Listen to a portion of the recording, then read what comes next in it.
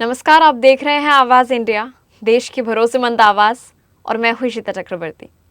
खबरों का सिलसिला शुरू करने से पहले आइए एक नजर डालते हैं आज की बड़ी हेडलाइंस पर।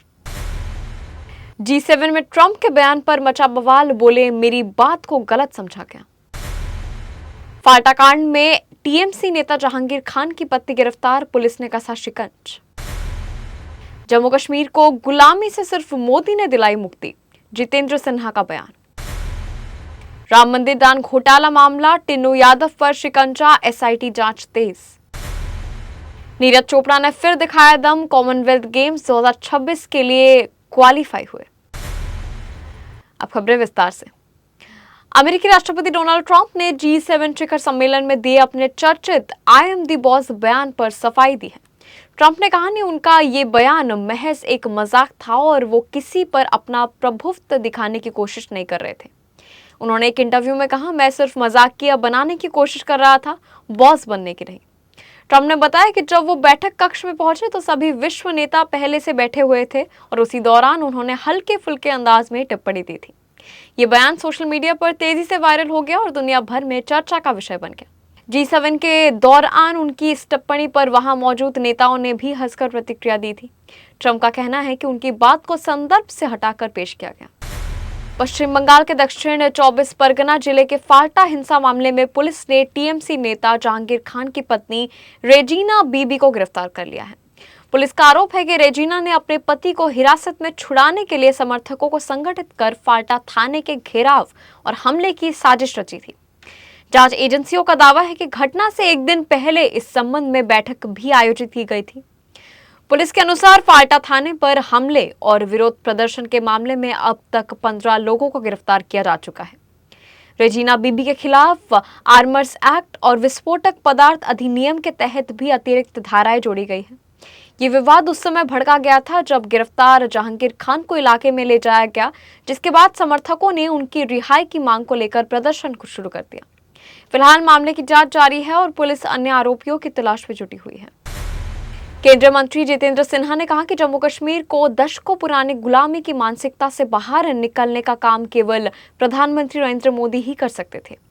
उनका कहना है कि मोदी सरकार ने ऐसे फैसले लिए हैं जिससे जम्मू कश्मीर में विकास और समान अधिकारों का रास्ता खुला है। जितेंद्र सिन्हा ने दावा किया है कि लंबे समय तक चली व्यवस्थाओं को बदलने का साहस किसी अन्य सरकार ने नहीं दिखाया।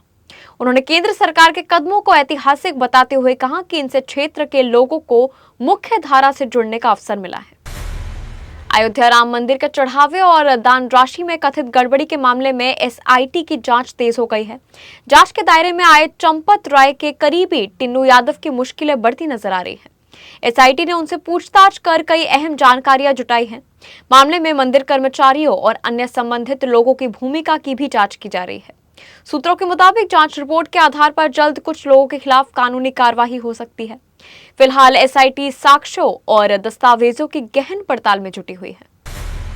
आइए बढ़ते हैं एक छोटे से ब्रेक की ओर।